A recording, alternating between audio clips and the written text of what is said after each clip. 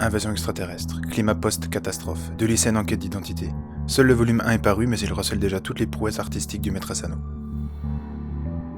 Avec un trait de fusain aux allures de doux cauchemar, cette courte mais immersive série en 3 pavés esquisse un récit sur les errances d'un homme par-delà l'indicible métaphore écaillée de ce poisson-serpent.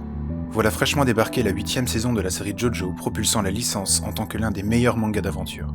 Le dessin atteindra encore ici des sommets d'élégance.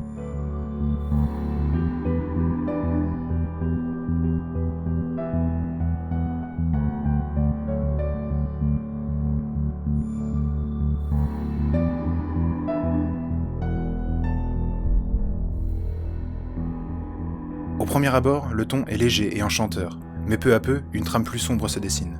L'occasion de voir évoluer Ran, notre héroïne, d'une manière juste et très touchante. Ce manga nous plonge avec l'héroïne dans une histoire de vengeance et de reconquête de royaumes menés tambour battant. Si vous êtes en quête de missions épiques dans une époque captivante, La Princesse Vagabonde est pour vous. Cette série se bonifie à chaque nouveau volume, et l'envie de se plonger dans le monde torturé de son héroïne est toujours présent. Une pièce dont je ne peux que vous conseiller d'être le spectateur avide.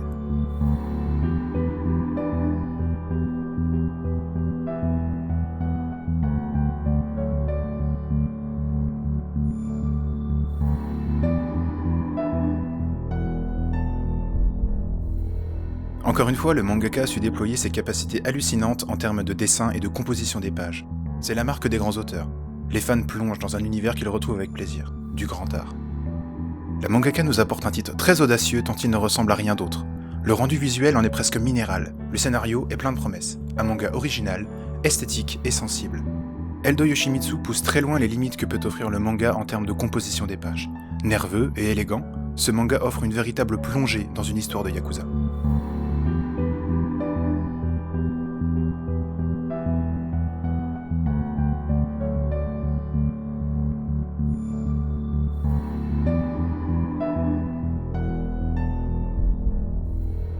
Ce titre apporte la claque attendue. Chaque amateur de Neketsu y trouvera son compte grâce à un univers et une esthétique hybride qui donne au titre une véritable couleur.